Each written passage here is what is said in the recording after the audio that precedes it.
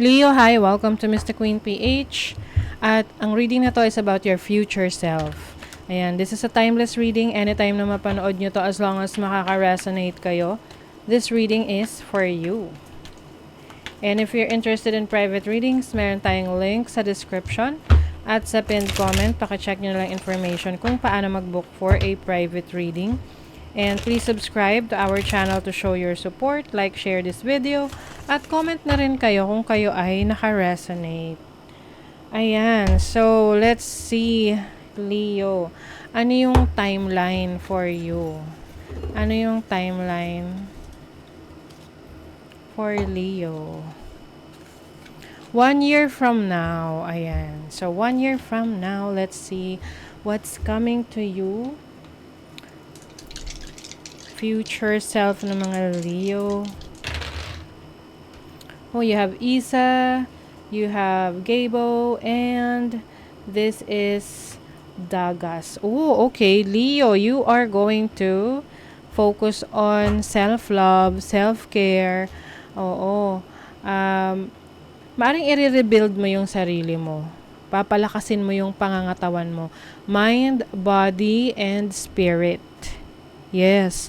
Lalo na kung matagal kang, ay parang na-feel mo na medyo matagal kang na-stuck, wala kang masyadong naging activities, you've been so busy with a lot of things in your life, and then 1 year from now, you will rebuild yourself. Like, it's like a brand new you. It's like a brand new version ng sarili mo.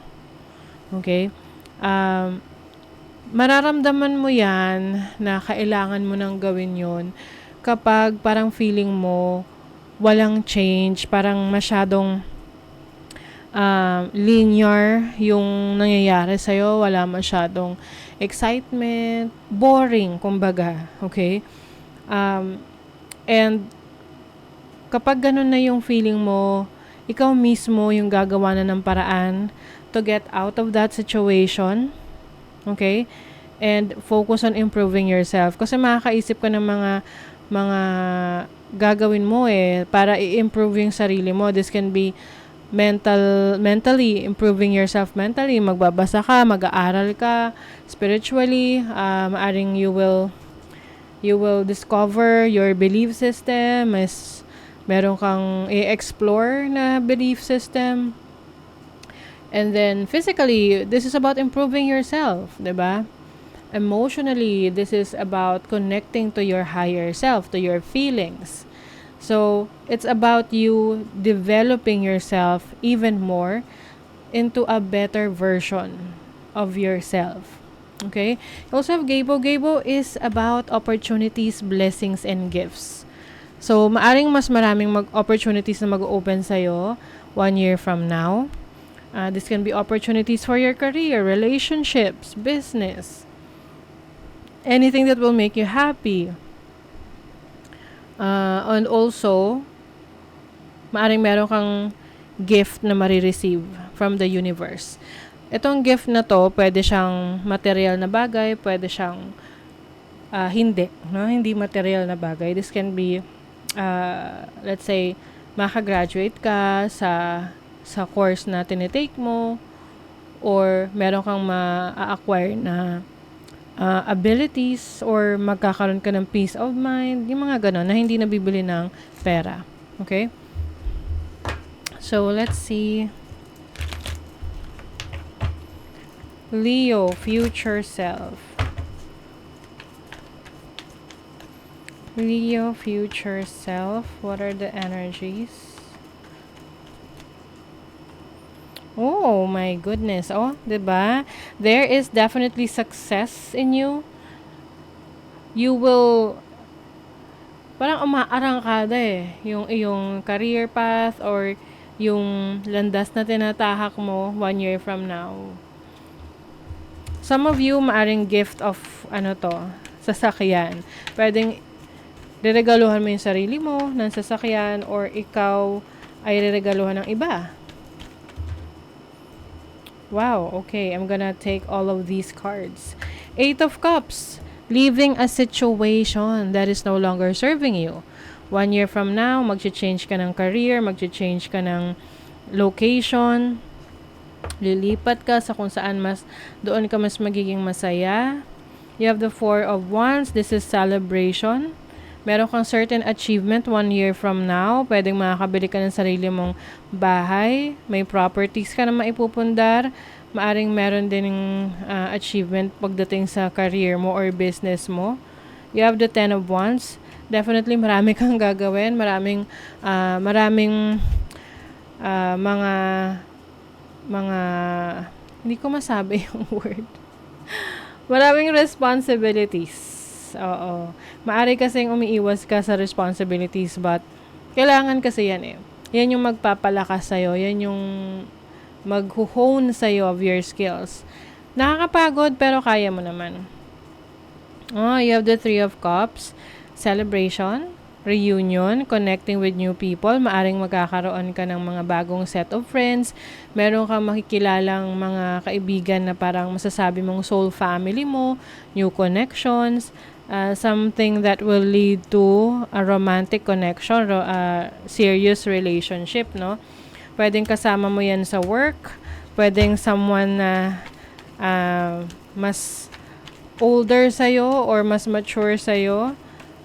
I also see you teaching, kung ang isa sa iyong passion ay teaching, sharing your knowledge to others. So there's also an opportunity for you. Wow. Stability in your finances. I see you getting a higher position sa trabaho. So pwedeng iba sa inyo may promotion. There's a lot of respect sa inyo when it comes to your knowledge, your skills, your abilities. Sa field, kung ano man yung field ninyo, no, you will be well respected and celebrated.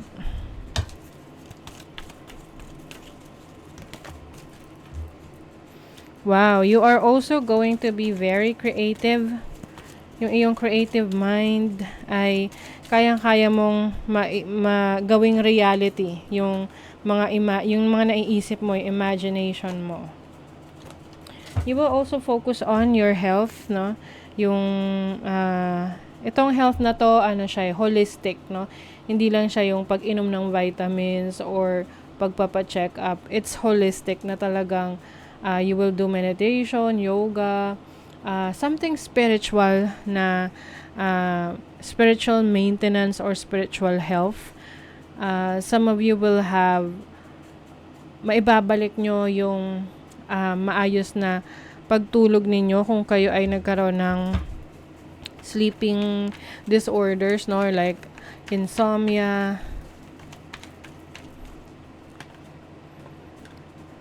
Wow, okay.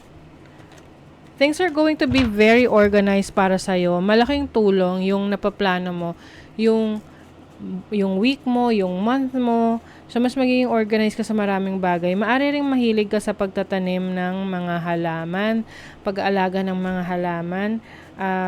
Meron definitely ma-add na talents or skill set mo. You are going to show your abilities.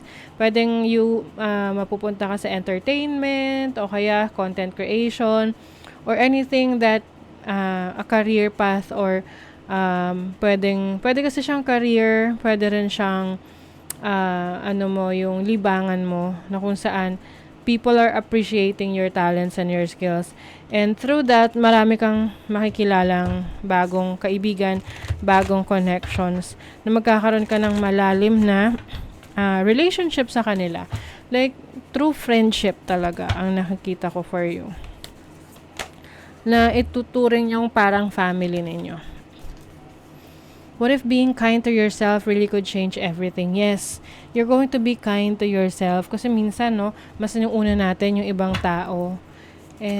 Kaya lang, minsan, maling tao yung nabibigyan natin ng kindness natin. So, hindi nila din-deserve, tapos nauubos lang tayo hanggang sa hindi na natin kayang magbigay or mag-show ng kindness sa iba. So, you will fill yourself with love, with kindness para sa sarili mo bago ka makapag-share niyan sa ibang tao. And you are going to be more focused. Yes. Mas may direksyon yung buhay mo 1 year from now. Like, alam mo kung ano yung gusto mo, maaring mag-journaling ka, isusulat mo kung ano yung mga goals mo, at itatrack mo kung na-achieve mo na ba siya. Para alam mo kung nasaan ka na. Para alam mo kung ano pa yung kailangan mong gawin, ano na yung progress mo. Okay? So, that is your reading, Leo. Thank you so much. See you again.